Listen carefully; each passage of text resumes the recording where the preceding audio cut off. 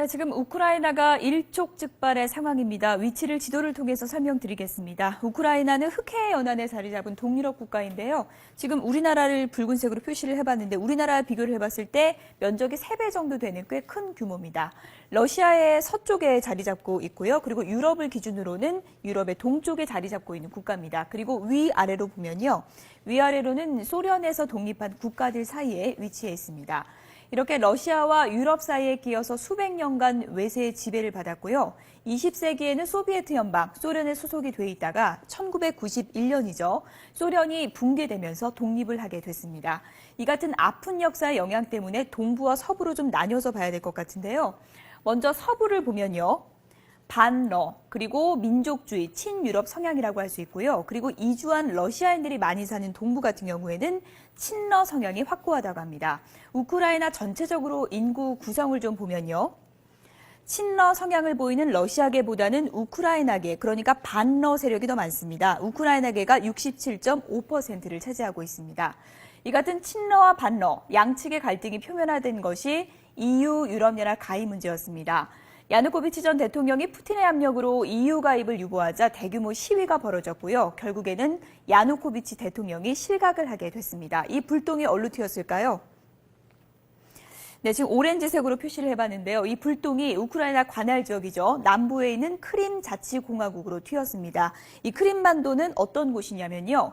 겨울에도 얼지 않은 항구가 있어서 전략적 요충지로 꼽히는 곳인데요. 동부에 속해 있기 때문에 친러 성향이 강한 곳입니다. 1954년이었죠. 우크라이나 출신의 소련 지도자 호로시초프가 우정의 선물이라면서 이 크림 주관하를 러시아에서 우크라이나로 옮겼습니다. 당시에는 같은 소련 안에 있으니까 큰 문제가 아니었는데요. 1991년 소련이 붕괴를 하면서 관할권은 독립 우크라이나로 넘어갔고요. 대신에 자치권을 인정받는 자치공화국이 됐습니다. 러시아가 우크라이나의 반러시아 현상을 용납할 수 없는 중요한 이유가 역사적 패권주의 외에 바로 전략적 요충지인 이 크림반도를 놓칠 수 없기 때문인데요. 크림반도가 중요한 이유가 또 있습니다. 지도를 통해서 볼까요? 바로 남부 쪽에 있는 이 흑해 때문입니다. 러시아 입장에서는 유럽으로 진출할 수 있는 유일한 항로인데요. 유럽 등 서방은 러시아의 군사 전략을 견제하기 위해서 이 흑해가 중요하고요. 러시아 입장에서는 해상교두보를 확보하기 위해서 물러설 수 없는 곳이기도 합니다. 이 같은 지정학적 이유로 끊임없는 전쟁의 역사를 안고 있는 크림반도, 이번에도 기구한 운명에 놓이게 됐는데요. 러시아가 크림반도에 남아있는 우크라이나 군에 대해서 항복하지 않으면 공격을 하겠다는 최후 통첩을 보낸 것으로 전해졌습니다. 이것은 미국에서 수입된 3세대 실리콘 틀니로 치아에 문제가 있는 일촉즉발입니다. 자세하게 설명드리겠습니다. 자, 먼저 위치부터 보시죠. 이 우크라이나 여기 있습니다. 러시아의 서쪽이고요. 유럽의 동쪽입니다. 우리나라에서부터 한번 위치를 보겠습니다. 한반도가 여기 있고요. 여기는 중국 그리고 위쪽에 러시아입니다. 러시아 영토가 여기까지 이렇게 이어집니다. 그래서 러시아에 인접해 있는 나라고요. 이쪽에는 유럽, 여기가 이탈리아, 여기가 영국이 되겠습니다. 아래쪽은 아프리카가 되겠습니다. 자, 다음 좀 더 크게 보겠습니다. 자, 면적이 꽤 큽니다. 이 주황색이 우크라이나인데요. 한반도의 3배 가까운 면적입니다. 위아래로 구소련에서 독립한 나라들, 에스토니아, 라트비아, 벨로루시, 그리고 이 남쪽으로는 조지아, 아제르바이잔, 이런 나라들 사이에 위치하고 있는 곳입니다. 자, 이 러시아와 유럽 사이에 끼어서 이 우크라이나 수백 년 동안 외세의 지배를 받았습니다. 그리고 20세기에는 소비에트 연방, 소련에 소속돼 있다가 1991년에 소련이 붕괴하면서 마침내 독립을 했습니다. 자, 이렇게 아픈 역사의 영향으로 유럽에 가까운 이쪽은 친유럽 그리고 반러시아 민족주의 성향을 띠고 있습니다. 여기가 수도 키예프고요. 반면에 동부 쪽 러시아에 가까운 이쪽이 러시아입니다. 동부 쪽은 친러시아 성향을 확고하게 보이고 있습니다. 이런 양측의 동서 간의 갈등이 표면화된 것은 EU, 유럽연합 가입 문제였습니다. 화면 보겠습니다. 자, 이번에 축출된 야누코비치 전 대통령이 푸틴의 압력으로 EU 가입을 유보하자 대규모 시위가 벌어진 것입니다. 그리고 결국 야누코비치 대통령은 실각했습니다. 소치 올림픽으로 잔치를 벌이고 있던 가운데 바로 앞마당격인 우크라이나에서 이런 사태가 벌어지자 푸틴 대통령은 깜짝 놀랄 수밖에 없었습니다. 자, 그리고 이 불똥이 바로 지금 이곳 크림반도로 튄 것입니다. 이 크림반도는 우크라이나 관할 지역입니다. 그리고 자치공화국으로 되어 있습니다. 이 크림 자치공화국은 친러 성향인 동부에 소속되어 있는 그런 곳이죠. 이곳을 놓고 지금 러시아와 우크라이나가 맞붙은 것입니다. 1954년에 우크라이나 출신인 소련 지도자 후르시초프가 우정의 선물이라면서 당시 크림주의 관할권을 러시아에서 우크라이나로 옮겼습니다. 그러나 그때는 다 같은 소련 안에 있으니까 별 큰 문제가 아니었죠. 그런데 문제는 1991년에 소련이 붕괴를 하면서 이 크림의 관할권은 독립한 우크라이나로 넘어갔고 대신에 자치권을 인정받는 자치공화국이 된 것입니다. 자, 그렇다면 러시아의 이 우크라이나는 왜 중요할까요? 러시아의 우크라이나가 중요한 이유가 있습니다. 만약에 이 우크라이나가 러시아 영향권에서 벗어나게 되면은 인접해 있는 구소련 출신 독립국가들, 이곳들, 그리고 아래 조지아 공화국, 아제르바이잔까지 연쇄적으로 영향을 미칠 수가 있습니다. 또 한 가지 이유가 있습니다. 이 러시아에서 유럽 쪽으로 수출하는 천연가스의 양이 막대합니다. 유럽에서 쓰는 가스의 30%를 러시아가 수출을 한다고 합니다. 그런데 그 천연가스 관이 우크라이나를 통과하게 되어 있습니다. 러시아로서는 놓칠 수가 없는 곳이라는 얘기입니다. 자, 그 가운데서도 이곳 크림반도가 특히 더 중요한 이유는 또 한 가지가 있습니다. 바로 여기가 흑해입니다. 여기가 흑해고 러시아의 흑해 함대가 주둔해 있는 곳입니다. 얼지 않는 부동항이 되겠습니다. 그래서 러시아 입장에서는 이 위쪽에도 항구가 있긴 하지만요. 유럽 쪽으로 빠르게 진출할 수 있는 유일한 항구입니다. 흑해함대가 이렇게 여기가 막힌 것처럼 보이지만 사실은 뚫려 있습니다. 그래서 이쪽을 통해서 유럽 쪽으로 진출할 수 있는 유일한 항구라는 얘기죠.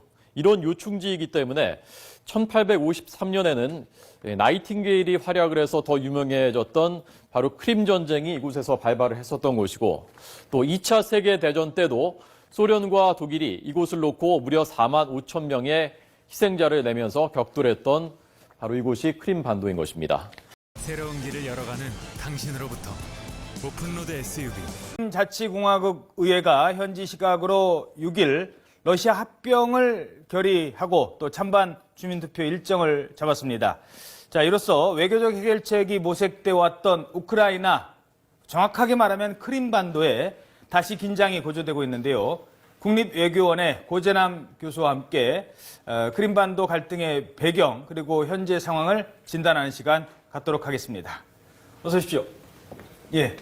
자, 지금 저희들 앞에 이제 크림반도 지역의 지도가 나와 있습니다. 간단하게 좀 설명을 드리면 우크라이나가 러시아 근처에 있는 것까지는 사람들이 많이 아시는데 네네. 크림반도가 어디 있었는지 잘 모르시는 분이 많았어요. 네네. 알고 보니까 우크라이나 땅에 러시아가 저쪽에 있고요. 그쪽에 이제 반도 국가 아닙니까? 네네. 아주 작은 건데 우리가 왜 흔히 옛날에 얄타 회담 할 때 그 얄타가 여기 있다면서요? 네, 그렇습니다. 얄타가 지금 이곳에 위치했습니다. 얄타는 우리한테는 이제 1945년 2월 달에 그 당시 이 처칠 그리고 이 루스벨트 그리고 이 스탈린 이 세 분이 모여가지고 이 전후 처리 문제를 논의했던 것인데 이 전후 처리 문제 과정 속에서 이 한반도의 어떤 그런 그 일제를 패퇴시키기 위해서 그 유럽에 있어서 이 전쟁이 끝난 이후에 소련군이 90일 내에 이 대일전에 참전한다 하는 것이 결정이 됐고 그렇죠. 그러면서 소련군이 이제 그 북한에 진주를 해가지고 어떤 측면에서 보면 일본이 패망한 이후에 남북 분단의 어떤 그 한 요인이 됐다. 다시 말씀해서 한반도 분단의 어떤 그 국제적인 이 결정이 이 얄타 회담에서 결정됐다. 이렇게 알겠습니다. 말씀드릴 수 있겠습니다. 예. 앞에 저 카메라가 있으니까 카메라 쪽으로 더 말씀을 해주시면 화면에 더 잘 나오시겠습니다. 네, 알겠습니다. 예. 그리고요, 이 우크라이나의 저희들이 이제 크림반도, 사실은 이 크림반도가 원래는 러시아 땅이었습니까? 그렇습니다. 그러다가 이제 우크라이나 쪽으로 이제 갔죠. 네네. 그런데 다시 이거 크림반도 사람들이 러시아 쪽으로 가겠다는 거 아니겠습니까? 뭐 잘 아시다시피 러시아는 굉장히 광대한 나라인 것이고 또 이 북쪽에 위치해 있다 보니까 이 부동항이 없었습니다. 따라서 뾰트르 대제, 근데 18세기 초반 뾰트르 대제 그리고 18세기 후반에 그 에카체리나 여제가 남진 정책을 펴면서 이쪽으로 내려왔었죠. 그래가지고 이 지역을 이제 오스만 투르크가 지배하고 있었는데 이 지역을 차지하기 위해서 엄청난 그 피를 흘리게 됩니다. 피를 흘리면서 이 지역을 이제 차지를 했고 그리고 나서 지금 1954년에 이 소련 공산당 제1석이었던 후르쇼프가 이 지역을 이 우크라이나 행정구역으로 편입을 시킵니다. 당시는 이제 소연방이고 또 한 국가였기 때문에 그 행정구역 변경이라는 것이 큰 그 문제가 안 됐었죠. 그러나 이제 1991년 말에 이제 소련이 15개 공화국으로 이렇게 분리 독립을 하면서 이 170년간 이곳이 이제 러시아 영토로 이제 존재해왔던 그 크림반도가 우크라이나 영토가 되어버리는 것이죠. 예, 그렇군요. 그래서 이 지역에 사는 이제 러시아인들이 분리 독립운동을 폈었고, 따라서 하나 해결책으로서 이 크림반도 지역을 그 우크라이나 공화국 내 자치 행정구역, 그러니까 크림 자치 공화국 지위를 부여를 한 그런 상태에서 지금 크림의 어떤 그 행정구역의 그 지위가 유지되고 있습니다. 그리고 아까 이제 말씀하셨습니다만 이른바 이제 부동항 이게 이제 겨울에도 얼지 않는 항구라는 거 아니겠습니까? 러시아가 동토잖아요. 다 대부분 다 이제 추운 지역인데 크림반도가 얼지 않으면 겨울에도 배를 타고 나갈 수 있다는 거 아니겠습니까? 쉽게 말해서 배를 타고 이쪽에 이제 터키 쪽에 보스포러스 해협인가요? 네, 보스포러스 다다넬스 해협이 있습니다. 그렇죠. 이쪽으로 들어가는 거죠. 그렇죠. 이렇게 하면은 흑해에서 지중해로 빠져나갈 수 있고. 있습니다. 이렇게 해가지고 밑으로 나가있죠. 터키에 있는 그 보스포러스 해협과 다다넬스 해협을 거쳐서 이 지중해로 빠져나갑니다. 그러니까 이 크림반도가 반도 국가다 보니까 지정학적으로 상당히 중요한 그런 위치를 차지하는 겁니다. 지금 화면에 나오고 있습니다만 그리고 스웨즈 운하라고 하나요? 그 이집트 쪽으로도 가면 이제 인도양으로도 나갈 수 있는. 그렇습니다. 그러니까 러시아에서 배를 타고 전 세계로 나가려면 이 크림반도가 꼭 필요한 거 아니겠습니까? 그렇습니다. 잠깐 그 지리적인 환경을 말씀드리면 러시아가 그 세계 육지 면적의 8분의 1을 차지하고 있습니다. 그러나 이게 이제 대부분의 영토가 북위 60도 이상에 있기 때문에 굉장히 추운 지역이거든요. 그래서 그 러시아가 지금 가지고 있는 함대가 이 저쪽에 있는 발틱 함대, 이 지역에 발틱 함대가 존재합니다. 여기요? 그리고 이제 블라디보스톡의 태평양 함대, 그리고 여기 흑해 함대가 존재하는데 저 지역은 한 겨울에는 얼어버립니다. 그렇죠. 근데 여기는 지금 이번 소치 올림픽이 여기서 개최됐었죠. 그렇죠. 소치가 이쪽에 있지 않습니까? 그래서 이거 아열대성 기후입니다. 그러다 보니까 겨울에는 굉장히 온난하고, 그래서 항상 여기에 이제 소위 말하는 얼지 않는 이 항구로서의 큰 역할을 해왔고, 특별히 여기 세바스토폴 항구가 여기인데요. 세바스토폴의 그 러시아 흑해 함대가 지금 주둔하고 있습니다. 그렇죠. 그래서 이 지역은 러시아 입장에서 보면은 역사적으로 어떤 제국으로서의 어떤 그 러시아의 어떤 그런 그 힘 기르기 내지는 대외적인 투사력을 갖게 해주는데 큰 역할을 해왔던 것이고 알겠습니다. 또 러시아 입장에서 보면 여기가 지금 170여 년간 그러니까 1783년부터 1954년까지 러시아 영토 일부였던 겁니다. 그러니까 이 러시아 국민들 입장 내지는 또 이 지역에 사는 오랜 어떤 오랫동안 살았던 러시아인들 입장에서는 이거는 우리는 러시아 땅이고 또 러시아 일부 행정구역이다 하는 그런 마음이 그렇죠. 지배적으로 지금 하나 있죠. 예. 그런데 왜 크림반도에 있는 사람들은, 그러니까 우크라이나의 대통령은 원래는 이제 친러 계열이었다가 이제 도망갔어요. 네. 쉽게 말해서. 네. 그리고 이쪽에는 이제 친서방 정부가, 임시정부가 만들어져 있고요. 네.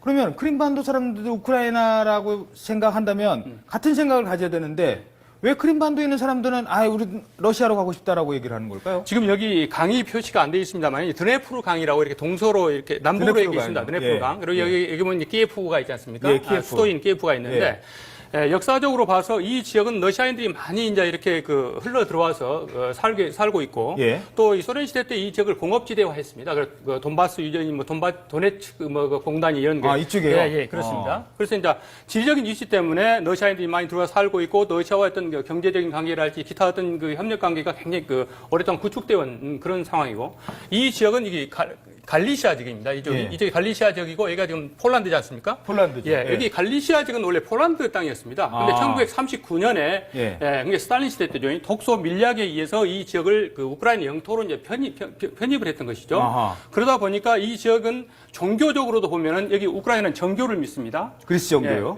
그리스 정교는 이제 우크라이나 정교화 우크라이나 시켜서 정교. 거고 예. 여기 폴란드는 가톨릭이지 않습니까? 그렇죠. 그래서 이 지역에 사는 사람들은 가톨릭도 아니고 정교도 아닌 일종의 혼합적인 종교. 그래서 유니아트교라고 이야기하는데 그래서 이제 이 지역의 사람들은 어떻게 보면 폴란드와 같고 또 오랫동안 유럽의 일부로 있었다는 그런 어떤 그 배경 때문에 친유럽적인 어떤 성향을 가지고 있습니다. 서유럽에 가까운 분들. 네, 그렇습니다. 그런데 이제 이쪽에 사는 분들도 또 그렇게 좀 유럽 지향적인 생각을 가지고 있는 것이죠. 그러니까 우리 학교 다닐 때 배웠던 걸로 간단하게 생각. 옛날에 로마가 동로마, 서로마 갈라졌을 때 동로마로 갔던 종교가 이렇게 해서 주로 오른쪽 동쪽에 그러니까 있었고. 이 비잔틴 제국에서 이렇게 그렇죠. 올라온 거죠. 그래서 이 키예프 루시가 여기 있었는데 키예프 루시에서 988년에 비잔틴 제국의 그리스 정교를 받아들여서 러시아 정교로 만들었던 거죠. 예. 러시아 정교. 그래서 여기도 러시아 정교를 여기는 러시아 정교, 여기는 우크라이나 정교. 알겠습니다. 그렇습니다. 교수님이 워낙 많이 알고 계시니까 제가 질문 드리면은 막 강의가 길어져서요. 하나만 더 질문 드리도록 하겠습니다. 푸틴이 과연 이 군사력을 쓸까 말까 지금 아직도 결정되지 않았지 않습니까? 일단은 뭐 철군 명령을 내렸는데 우크라이나가 저렇게 또 반대를 한다면 어떤 일이 벌어질지 모른다는 게 바로 요 밑에 있는 나라입니다. 조지아 쪽을 한번 잡아주시겠습니까? 전에도 조지아 역시 이 러시아와 뭐 분리독립한해 만에 계속 이제 그런 얘기가 나왔을 때 강력하게 가가지고 군사력을 썼던 곳입니다. 그러니까 조지아에서 군사력을 썼는데 우크라이나에서는 쓰지 말라는 법이 있냐? 지금 그걸 걱정하고 우크라이나는 원래 핵을 가지려고 했던 나라인데 핵을 포기하는 조건으로 서방 지원을 받기로 약속을 했잖아요. 그러니까 이쪽 서방, 그러니까 미국과 유럽, 나토를 중심으로 하는 국가와 러시아의 국가가 조지아 같은 형태가 벌어진다면 우크라이나, 크림반도에서 혹시라도 뭐 3차까지 이런 얘기는 안 하겠습니다. 미러 간에 무력 충돌이 있는 거 아니냐 이런 생각을 갖게 되는 거죠. 먼저 그 핵무기에 대해서 말씀을 좀 드리고 싶은데요. 예.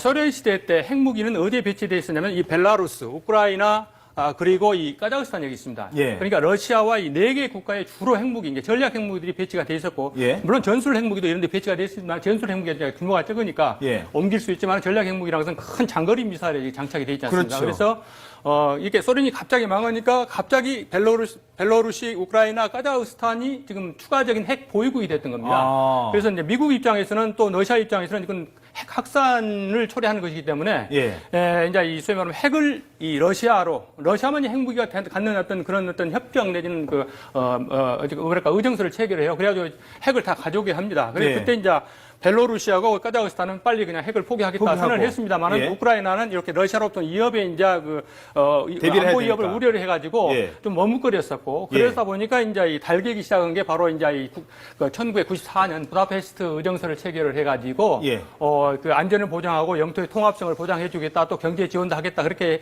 합의를 했던 건데 그거를 이제 이번에 그 푸틴 정부에서 이렇게 이제 크리미아를 분리 독립시키려고 하니까 그 협정을 지금 위반했다 이렇게 그 미국 미국이랄지 서유럽에서 이야기한 거요. 예. 이 조지아 문제는 조지아도 사실 이제 여기에 소수민족 남오세티아가 있었습니다. 그런데 문제의 근원은 그겁니다. 부시 행정부가 사실은 이게 이제 나토를 동진을 시켰지 않습니까? 예. 이게 그 냉전 시대 때는 여기에 나토가 있었고 예. 여기에는 바르샤바 조약기구가 있었습니다. 그렇지. 그러나 이제 이들 국가들이 그 탈공산화되면서 나토를 탈퇴를 하니까 바르샤바 조약기를 탈퇴를 하니까 바르샤바 조약기구가 91년 7월 달에 그 해체가 됐어요. 예. 그런데 러시아 입장에서는 이게 자꾸 이쪽으로 오니까 이게 중동부 유럽 국가들이 나토를 가입하겠다고 그러니까 미국 주도로 다 가입을 시켰어요. 예. 그러니까 이리 옵니다. 그래서 이 세 나라 다시 발틱 3국, 리투아니아, 라트비아, 에스토니아 이 세 나라의 그 나토 가입을 마지못해 러시아가 인정을 해줍니다. 그러나 그때 레드라인을 설정을 합니다.